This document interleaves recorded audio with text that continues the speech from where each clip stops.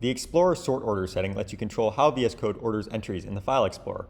Here, for example, you can see that by default, VS Code orders the File Explorer so that all folders are at the top and then all files are after that. And this also applies when you expand one of the folders here. So you can see folders at the top, files after that.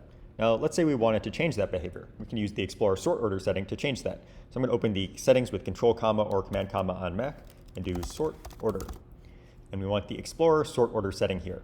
So again, we're on the default, but let's say we wanted files and folders mixed together. We can change it to mixed then for Explorer sort order.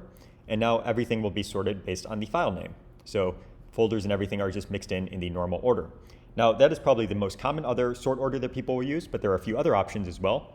So we could put files first and then have folders after. Or we could actually sort based on the file type. So here, for example, we have the JSON files all being grouped together, so we're sorting based on the file type that we've identified. And then finally, we can sort based on the last modified date. So here we're sorting all the files based on their last modified date, and then folders are displayed at the top again. So that is the Explorer sort order setting. You may want to try changing this depending on your preferences and depending on how you find it easiest to find files.